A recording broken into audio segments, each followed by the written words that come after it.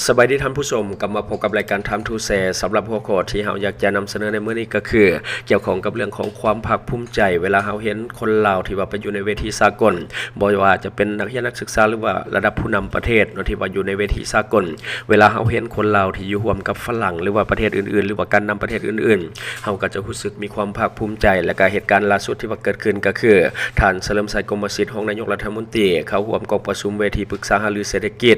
ที่เมืองเซนต์ปีเตอร์สเบิร์กครั้งที่28ในวันที่19ถึงวันที่20มิถุนายนปี2025ผ่านมานี้ท่านเฉลิมชัยกรมสิทธิ์รองนายกรัฐมนตรีแห่งสปป.ลาวได้นำคณะผู้แทนลาวเข้าร่วมกองประชุมปรึกษาหารือเศรษฐกิจที่เซนต์ปีเตอร์สเบิร์กครั้งที่28หรือว่า28 St. Petersburg International Economic Forum หรือว่าเป็นตัวย่อก็เป็น SPIEF 2025ภายใต้คำขวัญก็คือคุณค่าที่มีร่วมกันพื้นฐานของการเติบโตเติบใหญ่ขยายตัว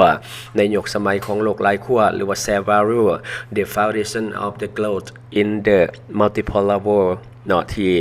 นครเซนต์ปีเตอร์สเบิร์กของรัสเซีย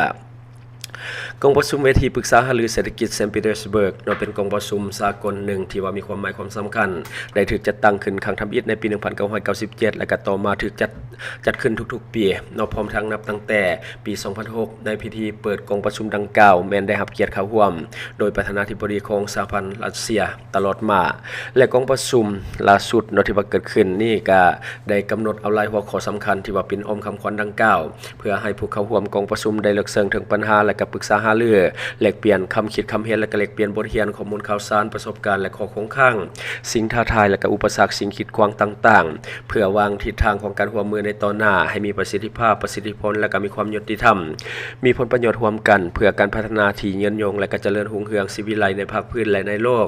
เสริงปัญหาสำคัญต่างๆประกอบมีสภาพเศรษฐกิจของโลกการพัฒนาเศรษฐกิจของรัสเซียการพัฒนาและก็การนำใช้เทคโนโลยีที่ทันสมัยนวัตกรรมต่างๆปัญญาประดิษฐ์และก็การหันเป็นดิจิตอลในของเขตเวียงงานต่าง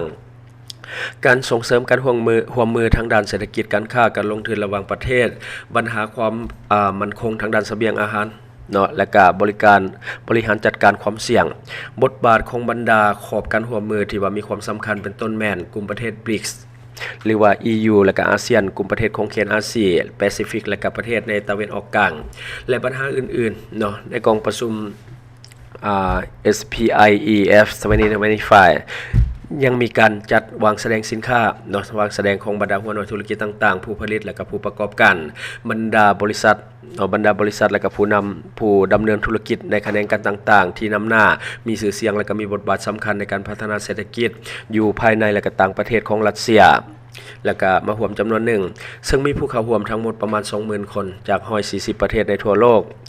ในโอกาสเข้าร่วมกองประชุมในครั้งนี้ท่านรองนายกรัฐมนตรีได้เข้าร่วมเป็นผู้สนทนาหรือว่า panelist เพื่อแลกเปลี่ยนความคิดเห็นร่วมกับบรรดาผู้นำผู้วางยุทธศาสตร์และก็นโยบายผู้บริหารระดับสูงนักค้นคว้านักเศรษฐศาสตร์ผู้เชี่ยวชาญนักวิชาการจากประเทศอื่นๆใน2หัวข้อที่สำคัญคือกองประชุมเกี่ยวกับขอบของการร่วมมือทางด้านเศรษฐกิจในภาคพื้นอาเซียนและก็ยูราเซียหรือว่า EU ASEAN Business Dialogue ซึ่งบางองค์การร่วมมือของยูราเซียนประกอบมีประเทศสมาชิกก็คือรัสเซียและก็เบลารุสกาซัคสถานและก็อาร์เมเนียและก็เกียร์กิสถาน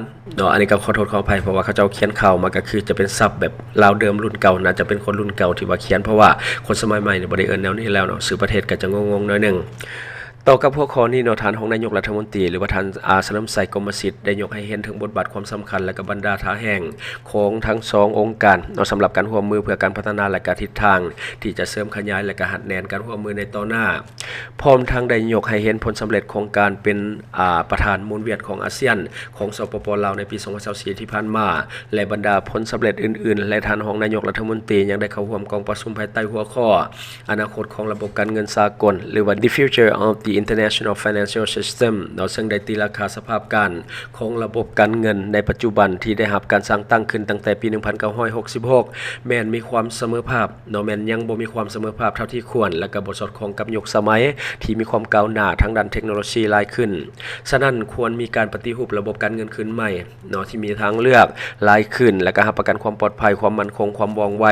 สามารถชำระโดยสกุลเงินอื่นๆหรือว่าเงินในท้องถิ่นในการค้าขาย2ฝ่ายกับประเทศใกล้เคียงโดยเฉพาะเพื่อลดพรการเอื้ออิงใส่แต่สกุลเงินดอลลาร์และก็ระบบ SWIFT นอกจากนี้ท่านรองนายกรัฐมนตรีท่านเฉลิมชัยกมศิษย์และคณะยังได้เข้าร่วมกองประชุมภาคครบคณะก็คือ Plenary Session เนาะที่ได้รับเกียรติเข้าร่วมโดยท่านปูตินประธานาธิบดีของรัสเซียและก็พร้อมด้วยแขกที่ถึกเชิญพิเศษก็คือประธานาธิบดีอินโดนีเซียและก็จากราชอาณาจักร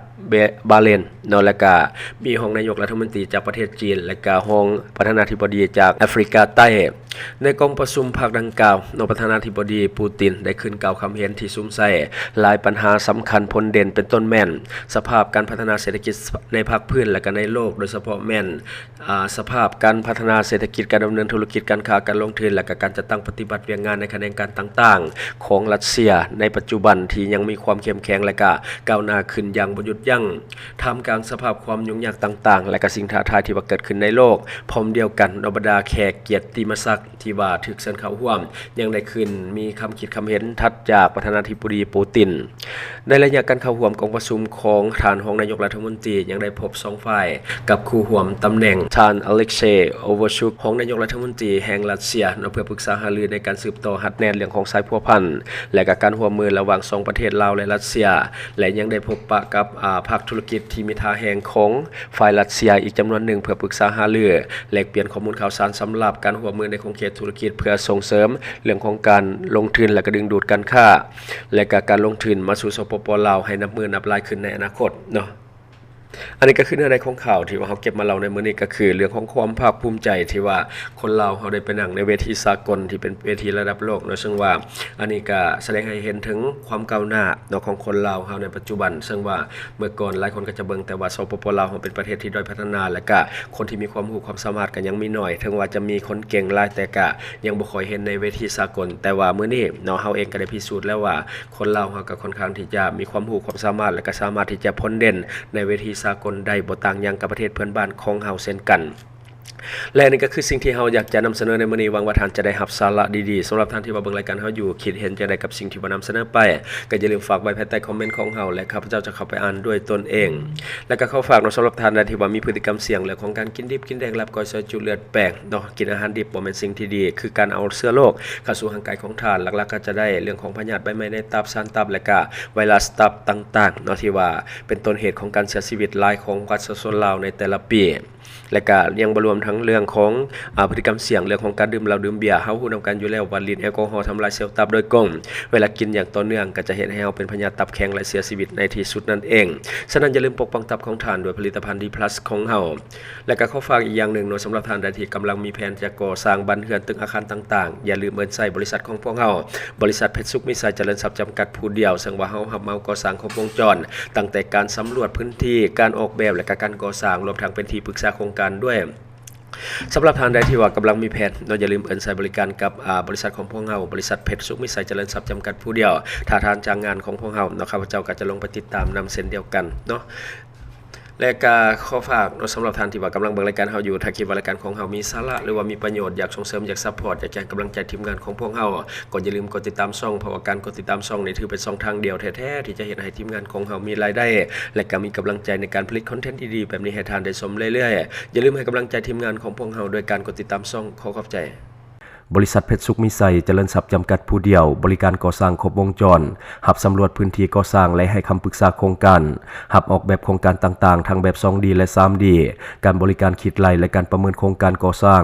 หับเป็นที่ปรึกษาโครงการก่อสร้างต่างๆสำหรับท่านใดที่สนใจอยากใช้บริการกับบริษัทเพชรสุขมิตรสายเจริญทรัพย์จำกัดผู้เดียวสามารถติดต่อที่เบอร์ 02055662255 หรือ 02077776451 หรือท่านจะเข้าไปเบิ่งผลงานที่ผ่านมาของบริษัทพวกเฮาได้ที่แฟนเพจบริษัท PSMC จำกัด